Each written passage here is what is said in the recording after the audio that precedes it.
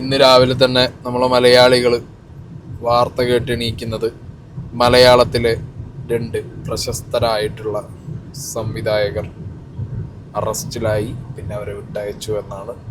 അപ്പം case hybrid സാധനം തന്നെ ഇതാണെങ്കിലും ഹൈബ്രിഡ് സാധനം അടിക്കാൻ വേണ്ടി ഗോശ്രീ ബ്രിഡ്ജിൻ്റെ അടുത്തുള്ള പൂർവ ഗ്രാൻഡ് ബേ എന്ന് പറഞ്ഞുള്ള അപ്പാർട്ട്മെൻറ്റ്സിലെ 506 നമ്പർ മുറിയിൽ ചെന്ന ഖാലിദ് റഹ്മാനും അഷ്റഫ് ഹംസ, പിന്നെ അവരുടെ ഒരു ഫ്രണ്ട് സുഹൃത്ത്, ഇവരെയാണ് പിടിച്ചിട്ടുള്ളത്. ഓക്കെ, ആൻഡ് ക്വാണ്ടിറ്റി എന്താ പറയുക, ഒരു കൊമേഴ്ഷ്യൽ ക്വാണ്ടിറ്റി അല്ലാത്തത് കൊണ്ട് അവരെ ജാമ്യത്തിൽ വിട്ടയച്ചിരിക്കുന്നു. അപ്പോൾ നമുക്ക് ന്യൂസ് ഒന്ന് നോക്കാം. കൊച്ചിയിൽ ഹൈബ്രിഡ് കഞ്ചാവുമായി സിനിമാ സംവിധായകർ അറസ്റ്റിലായിരിക്കുന്നുവെന്ന നിർണായകമായ വാർത്തയാണ് വരുന്നത്. ഖാലിദ് റഹ്മാൻ, അഷ്റഫ് ഹംസ എന്നിവരെയാണ് എക്സൈസ് അറസ്റ്റ് ചെയ്തിരിക്കുന്നത്. ഛായാഗ്രാഹകൻ സമീർ താഹിറിന്റെ ഫ്ളാറ്റിൽ നിന്നാണ് ഇവരെ പിടികൂടിയിരിക്കുന്നത്. 2 പ്രമുഖ സംവിധായകരാണ് ഇപ്പോൾ ഹൈബ്രിഡ് കഞ്ചാവുമായിട്ട് അറസ്റ്റിലായിരിക്കുന്നത്. ഇന്നലെ രാത്രിയാണ് ഇത്തരത്തിലൊരു പരിശോധന എക്സൈസിന്റെ ഭാഗത്തു നിന്നുണ്ടായിരുന്നത്. എറണാകുളം എക്സൈസ് വിഭാഗം അവർ ഇത്തരത്തിൽ രഹസ്യവിവരം ലഭിച്ചതിന്റെ അടിസ്ഥാനത്തിലാണ് കൊച്ചിയിലെ ഫ്ളാറ്റിലേക്ക് എത്തുന്നത്. അങ്ങനെ ഫ്ളാറ്റിലെത്തുന്ന സമയത്ത് ഈ 2 സംവിധായകർ, അതായത് ഖാലിദ് റഹ്മാനും ഒപ്പം തന്നെ അഷ്റഫ് ഹംസയ്ക്കും ഒപ്പം മറ്റൊരു സുഹൃത്ത് അതായത് ഷാലിഫ് മുഹമ്മദ് എന്നീ 3 പേരാണ് ആ ഫ്ളാറ്റിൽ ഉണ്ടായിരുന്നത്. ഇവരുടെ പക്കൽ നിന്ന് 1.6 ഗ്രാം ഹൈബ്രിഡ് കഞ്ചാവാണ് പിടിച്ചെടുത്തിരിക്കുന്നത്. ഇതോടൊപ്പം തന്നെ ഇവർ ലഹരി ഉപയോഗിച്ചിട്ടുണ്ട്, അതായത് ഈ ഹൈബ്രിഡ് കഞ്ചാവ് ഉപയോഗിച്ചിട്ടുണ്ടെന്നുള്ളതും എക്സൈസ് കണ്ടെത്തിയിരുന്നു. അതിന്റെ അടിസ്ഥാനത്തിൽ വൈദ്യ പരിശോധനയ്ക്ക് വിധേയമാക്കുകയും ചെയ്തിരുന്നു. അല്പസമയം മുമ്പ് അറസ്റ്റ് രേഖപ്പെടുത്തിയ ശേഷം ഇപ്പോൾ 3 പേരെയും ജാമ്യത്തിൽ വിട്ടയച്ചിട്ടുണ്ട്. സമീർ താഹിറിന്റെ ഫ്ലാറ്റിലാണ് ഇവരുണ്ടായിരുന്നതെന്നാണ് പറയുന്നത്. സമീർ താഹിറിനെ നമുക്കറിയാം, സിനിമാറ്റോഗ്രാഫറാണ്. സോ എനിക്ക് തോന്നുന്നു സമീർ താഹിറിനും മിക്കവാറും നോട്ടീസ് ചെയ്യാനുള്ള എല്ലാ ചാൻസും ഉണ്ട്. കാരണം ഇങ്ങനത്തെ സബ്സ്റ്റൻസിൻ്റെ ഉപയോഗത്തിന് വേണ്ടി റൂമോ ഫ്ലാറ്റോ വീടൊക്കെ വിട്ടു കൊടുക്കുന്നതും ഒഫൻസാണ്. സോ അയാൾക്ക് എന്താണെങ്കിലും ഒരു എക്സ്പ്ലനേഷൻ കൊടുക്കേണ്ടി വരും. സമീർ താഹിറിന് നോട്ടീസ് എന്താണെങ്കിലും ചെല്ലും. സമീർ താഹിർ അതിനുള്ള എക്സ്പ്ലനേഷൻ കൊടുത്തേ പറ്റും. പിന്നെ ഇവരിത് യൂസ് ചെയ്യുന്ന സമയത്ത് തന്നെയാണ് കയറി ചെന്നിട്ട് എക്സൈസ് പിടിച്ചേ എന്നുള്ളതാണ് നമുക്ക് വിഷ്വൽസ് കാണുമ്പോൾ അവർ പറയുമ്പോഴും നമുക്ക് മനസ്സിലാവുന്നത്. നമുക്ക് ആ വിഷ്വൽസ് ഒന്ന് കാണാം.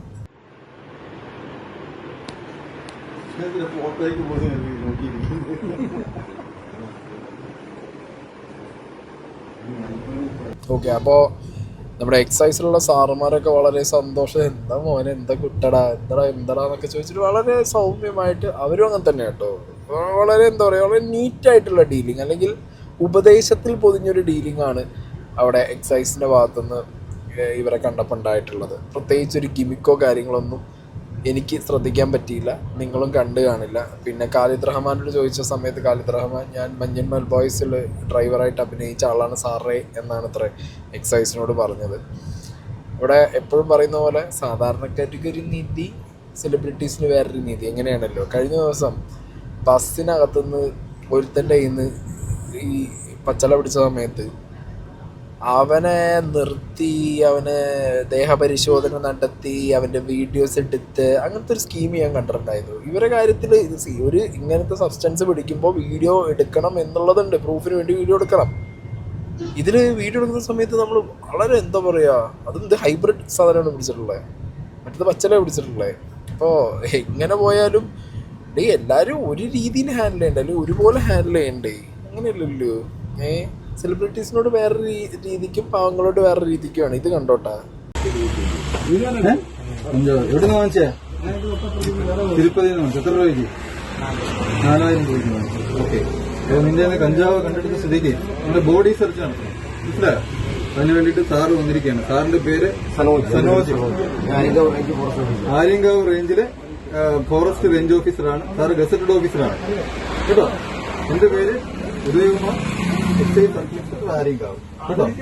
ഓക്കെ, നീ എഴുന്നേറ്റ്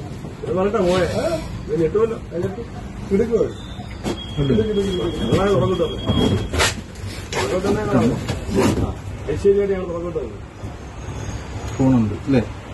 ഫോണുണ്ട്, പേഴ്സുണ്ടോ? ഇല്ല, ഡ്രൈവിംഗ് ലൈസൻസ്.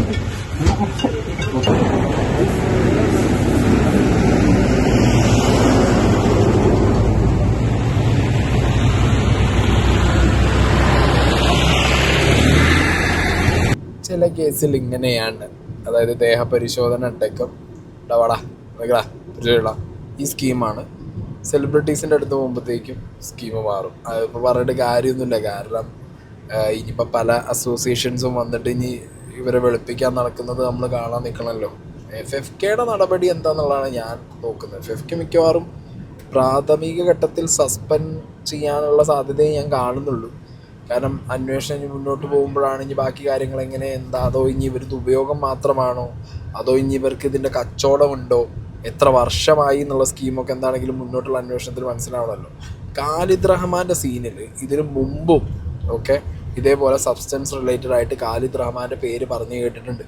ഒരു 4 വർഷങ്ങൾക്ക് മുമ്പ് അനൂപ് മുഹമ്മദിന് സിനിമാ മേഖലയിലെ പ്രമുഖരുമായി ബന്ധം എന്ന് പറഞ്ഞിട്ട് ബംഗളൂരുവിലെ സബ്സ്റ്റൻസ് കേസിൽ ഇതേ പറഞ്ഞ അനൂപ് എന്ന് പറഞ്ഞൊരു ചങ്ങാതിനെ പിടിച്ച സമയത്ത് അയാളുടെ കോൾ ഹിസ്റ്ററിയിലടക്കം 2020 സെപ്റ്റംബർ 4 ഈ ഒരു കേസ് ഉണ്ടായിട്ടുള്ളത്. അന്ന് ഖാലിദ് റഹ്മാൻ്റെ പേര് അതിനകത്തുണ്ട്. ആൻഡ് ഈ പറഞ്ഞ പ്രതിയുമായിട്ട് ഖാലിദ് റഹ്മാൻ എന്തുണ്ട്, അവിടെ ഫോണിലൂടെ അവരുടെ മറ്റേ ഡീറ്റെയിൽസ്, CDR ഡീറ്റെയിൽസ്, അവരുടെ ഫോൺ വഴിയുള്ള ബന്ധമൊക്കെ അന്ന് തന്നെ ന്യൂസായിട്ടുണ്ടായിരുന്നു ഖാലിദ് റഹ്മാൻ്റെ.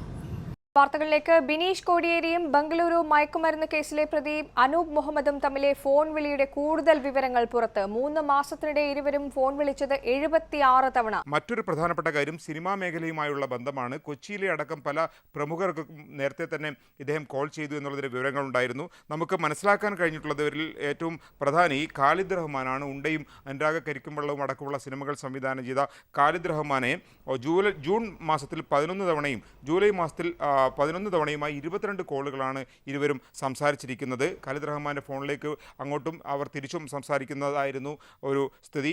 ഏതായാലും ഇദ്ദേഹത്തോട് അഭിപ്രായം ചോദിക്കാൻ അല്ലെങ്കിൽ എന്താണ് പ്രതികരണം ചോദിക്കാൻ വിളിച്ചപ്പോൾ ഖാലിദ് റഹ്മാൻ ഫോൺ കട്ട് ചെയ്യുകയാണ് ചെയ്തത്. ഇത് വ്യക്തിപരമായ കോളുകളായിരുന്നോ അതോ ഇത്തരത്തിൽ എന്തെങ്കിലും മയക്കുമരുന്നുമായി ബന്ധപ്പെട്ട ആരോപിക്കപ്പെടുന്നത് പോലെയുള്ള ബന്ധങ്ങളാണോ തുടങ്ങിയ കാര്യങ്ങളൊന്നും ചോദിക്കാൻ അനുവദിക്കുന്ന മുമ്പ് തന്നെ അദ്ദേഹം ഫോൺ കട്ട് ചെയ്യുകയായിരുന്നു. ഒപ്പം തന്നെ ഈ കോൾ ലിസ്റ്റിൽ ഏതാണ്ട് 75-ലധികം തവണ വിളിച്ച ഒട്ടേറെ പേരുണ്ട് ഈ കോൾ ലിസ്റ്റിൽ എന്നാണ് നമുക്ക് മനസ്സിലാക്കാൻ കഴിയുന്നത്. കേട്ടല്ലോ. അപ്പോൾ 2020 തന്നെ ഖാലിദ് റഹ്മാൻ ഇങ്ങനത്തെ ഇതുണ്ട്, ഈ രീതിയിലുള്ള സബ്സ്റ്റൻസുകൾ യൂസ് ചെയ്യുന്നു, അല്ലെങ്കിൽ അത് യൂസ് ചെയ്യുന്നതോ അല്ലെങ്കിൽ അത് വിൽക്കുന്ന ആളുകളുമായിട്ട് ബന്ധമുണ്ട് എന്നുള്ള കാര്യങ്ങളൊക്കെ പുറത്തുണ്ടായിരുന്നു. പക്ഷേ ആസ് യൂഷ്വൽ സിനിമാക്കാരായതുകൊണ്ട് അവരുടെ ഇങ്ങനത്തെ കാര്യങ്ങളൊന്നും അങ്ങോട്ട് ഇമ്പോർട്ടൻ്റ് ആവില്ലല്ലോ. ക്ഷമിച്ചു വിടലാണല്ലോ പതിവ്. എല്ലാവരും പോലീസ് ക്ഷമിക്കും, എക്സൈസ് ക്ഷമിക്കും, സിനിമാക്കാരോട് ക്ഷമിക്കും. അറട്ടറിനെ പോലുള്ള ഒരാളാണെങ്കിലാണല്ലോ ക്ഷമയില്ലാത്തത്. എന്താണെങ്കിലും അങ്ങനെ ഖാലിദ് റഹ്മാൻ്റെ ഇതിനു മുമ്പുള്ള സംഗതി ഓൾറെഡി ഒരു ന്യൂസ് വന്നതുകൊണ്ടും അയാളെക്കുറിച്ചുള്ള ഒരു പൊതുവെ ഇങ്ങനത്തെ ഒരു സംഗതി പറഞ്ഞു കേൾക്കുന്നുണ്ട് എന്നുള്ളത് വർഷങ്ങൾക്ക് മുമ്പ് തന്നെ നിങ്ങൾക്ക് ഇപ്പോൾ മനസ്സിലായി കാണുമല്ലോ അല്ലേ. അപ്പോൾ ഇനി നോക്കേണ്ടത് ഇവരുടെയൊക്കെ സിനിമാ സെറ്റിനെ കുറിച്ചിട്ടാണ്. ഖാലിദ് റഹ്മാനാണെന്നുണ്ടെങ്കിലും അവരുടെ സിനിമകളാണെന്നുണ്ടെങ്കിലും അഷ്റഫ് ഹംസയാണെന്നുണ്ടെങ്കിലും അവരുടെ സിനിമകളാണെന്നുണ്ടെങ്കിലും ഒക്കെ ഇവരുടെയൊക്കെ സിനിമകളുടെ പ്രത്യേകത എന്ന് പറഞ്ഞാൽ ഇവരൊക്കെ അങ്ങോട്ടും ഇങ്ങോട്ടും ഫ്രണ്ട്സ് ആയതുകൊണ്ട് തന്നെ ഒരാളുടെ സിനിമയിൽ വേറൊരാളുടെ കോൺട്രിബ്യൂഷനും അവരങ്ങോട്ടും ഇങ്ങോട്ടും പരസ്പര സഹകരണമൊക്കെ ആയിട്ടാണ് അവർ പോകുന്നത്. ആൻഡ് ഈ പറഞ്ഞ ഇപ്പോൾ അലിഗേഷൻസ് കേൾക്കുന്ന പ്രമുഖ നടന്മാരാണെന്നുണ്ടെങ്കിലും ഇവരുടെയൊക്കെ സിനിമയിൽ അഭിനയിച്ചിട്ടുണ്ട്. അപ്പം അങ്ങനെയൊക്കെ ഉള്ളതുകൊണ്ട് തന്നെ ഈ ഒരു ലഹരിയിൽ പൊതിഞ്ഞ ഈ ഒരു ടീം മലയാള സിനിമയിൽ യങ് ജനറേഷനെ ഇൻഫ്ലുവൻസ് ചെയ്യുന്നുണ്ടോ, യങ് ജനറേഷനിലേക്കും അവരിത് കൊണ്ടുപോകുന്നുണ്ടോ എന്നുള്ളത് കൃത്യമായിട്ട് അന്വേഷിക്കണം എന്നുള്ളതാണ് എൻ്റെ ഒരു പോയിന്റ്. ഓക്കെ, കാരണം ഇവിടെയുള്ള ബാക്കി ഇപ്പോൾ ലാലേട്ടനും മമ്മൂട്ടി അടക്കമുള്ള ഒരുപാട് ലെജൻസ് സത്യം പറഞ്ഞാൽ ഇങ്ങനത്തെ കാര്യങ്ങളിൽ ഇറങ്ങി വന്ന് യങ് ജനറേഷൻ എടുക്കുന്ന സിനിമകൾ, അവരുടെ ബാക്ക്ഗ്രൗണ്ട്, സിനിമയിലുള്ള അവരുടെ എക്സിസ്റ്റൻസ് ലഹരിയിലൂടെയാണ് മുന്നോട്ട് പോകണമെന്നുണ്ടെന്നുണ്ടെങ്കിൽ തീർച്ചയായിട്ടും അതിന് സ്റ്റെപ്പ് എടുത്ത് മുന്നോട്ട് വരിക എന്നുള്ളത് അവരൊരു മാതൃകയായി കഴിഞ്ഞാൽ ഇറ്റ് വിൽ ബി ബെറ്റർ എന്ന് എനിക്ക് പറയാനുള്ളൂ. പിന്നെ കുറേ ആൾക്കാർ ഇനിയിപ്പോൾ കമൻറ്റ് ബോക്സിൽ മതം പറഞ്ഞിട്ടുള്ള കുത്തിക്കഴപ്പ് വന്നിട്ടുണ്ട്. ഒരു വ്യക്തി ഒരു സംഗതി ഉപയോഗിക്കുന്നു അല്ലെങ്കിൽ ഒരു വൃത്തികെട്ട പ്രവൃത്തി ചെയ്തു എന്നുള്ളത് കൊണ്ട് തന്നെ അയാളുടെ മതം പറഞ്ഞിട്ടുള്ള ഈ പരിപാടിയോട് എനിക്ക് പേഴ്സണലി താല്പര്യമില്ല. ഓക്കെ, ഇനി ഈ സബ്സ്റ്റൻസ് പിടിക്കുന്ന സമയത്തുണ്ടായിരുന്ന എക്സൈസ് ഉദ്യോഗസ്ഥൻ പറയുന്നത് കേൾക്കണേ. നമ്മൾ അവരുടെ പരിശോധന നടത്തിയത്. നമ്മൾ ചെല്ലുമ്പം ഈ 3 പേരും, ഈ 2 സംവിധായകരും അവരുടെ ഒരു ഫ്രണ്ടും കൂടെ ചേർന്ന് ഇത് കൈകാര്യം ചെയ്ത് ഉപയോഗിക്കാനുള്ളൊരു ശ്രമം നടത്തുന്ന സമയത്താണ് നമ്മൾ പിടിക്കുന്നത്.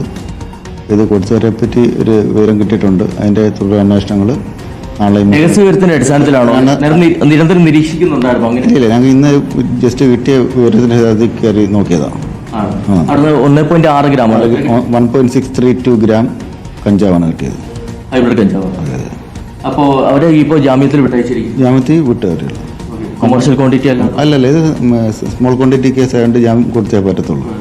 പിന്നെ ചോദ്യം ചെയ്യലും ബാക്കി കാര്യങ്ങൾ ബാക്കി ഇത് പിന്നെ ഇവർക്ക് കൊടുത്തവരെ പറ്റി ഒരു ഇൻഫർമേഷൻ തന്നിട്ടുണ്ട്. അതിന്റെ തുടരന്വേഷണം നാളെ മറ്റന്നാളായിട്ട് ഉണ്ടാവും. ഈ ഷാലിഫ് മുഹമ്മദ് ആണോ ഹൈബ്രിഡ് കഞ്ചാവ് എത്തിച്ചത്? അയാൾ കൊണ്ടുവന്നതെന്നാണ് അവർ പറയുന്നത്. അത് കൃത്യമാണെന്ന് അറിയത്തില്ല. അത് കൊടുത്ത ആളെ പറ്റി കിട്ടിയ വിവരം നമ്മൾ തിരക്കിയാലേ ബാക്കി സത്യമാണോ എന്ന് അറിയത്തുള്ളൂ. അതിനി വേറെ ഏതെങ്കിലും വഴി കൊണ്ടുവന്നതാണോ എന്ന് അറിയത്തില്ല. അത് നാളെ മറ്റന്നാളുടെ അന്വേഷണം നടത്തും. ഇവർ ലഹരി ഉപയോഗിച്ചിട്ടുണ്ട്? തീർച്ചയായും ഇവരെ കൃത്യമായിട്ട് യൂസ് ചെയ്യുന്നവർ തന്നെ. അതാണ് നിരന്തരം യൂസ് ചെയ്യുന്നവരാണ്. അതാണ് ഒരു 4-5 വർഷമായിട്ട് ഇവരെല്ലാം അത് യൂസ് ചെയ്യുന്നുണ്ട്.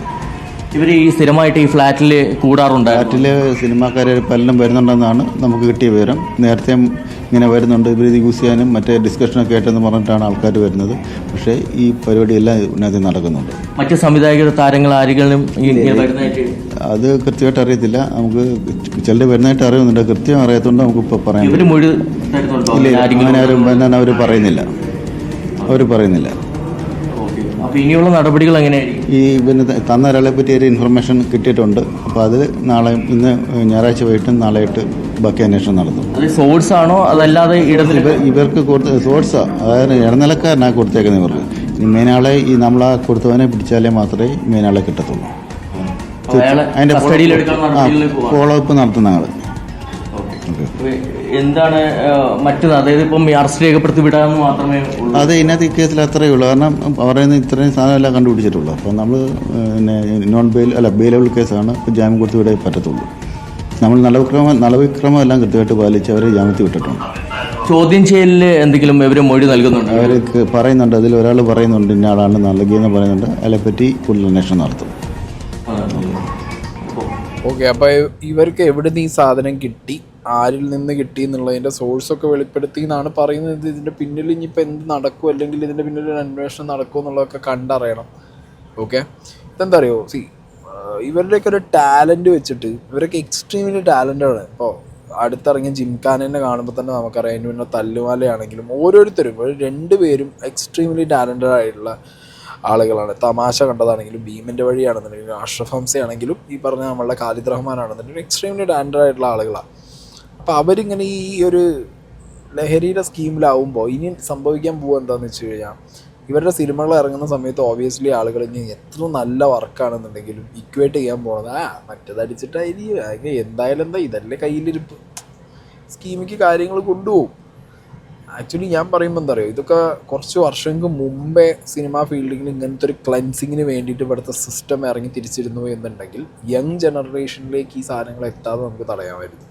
ബട്ട് വെരി അൺഫോർച്ചുനേറ്റ്ലി എവിടെയോ ആരൊക്കെയോ ചേർന്നിട്ട്, ഇപ്പോൾ ഒന്നും വേണ്ട, ഷൈൻ ടോം ചാക്കോ മറ്റേ പ്രശസ്ത സിനിമാ കുടുംബത്തിലെ ഒരംഗം എന്നൊക്കെ പറഞ്ഞപ്പോഴത്തേക്ക് തന്നെ എന്തായി, സിനിമാക്കാരെല്ലാവരും കൂടിയും ഷൈൻ ടോം ചാക്കോക്കാണ് മാപ്പട് കൊടുക്കണം ഇന്നപ്പോൾ കൊടുത്തോ ഈ എടുത്തോ എന്ന് പറഞ്ഞിട്ട് കൊടുക്കുക. അപ്പോൾ പലതും പുറത്തു വരുന്നുള്ള സിറ്റുവേഷനിലാവുമ്പോൾ പലർക്കും പേടിയാണ്. അപ്പോൾ പിന്നെ അന്വേഷണ കാര്യത്തിനും സഹകരിക്കില്ല. അല്ലെങ്കിൽ അന്വേഷണത്തിന് മുമ്പ് തന്നെ എന്ത് ചെയ്യും, കാര്യങ്ങൾ കുഴിച്ചു പോകും. എന്താണെങ്കിലും കൊള്ളാം. ഇനിയിപ്പോൾ ഇതിൻ്റെ ഫോളോ അപ്പ് നടക്കുമോ, ഫെഫ്ക സസ്പെൻഡ് ചെയ്യുമോ എന്നുള്ളതൊക്കെ സസ്പെൻഡ് ചെയ്യുമായിരിക്കും. എന്താണെങ്കിൽ നമുക്ക് വഴിയറിയാം.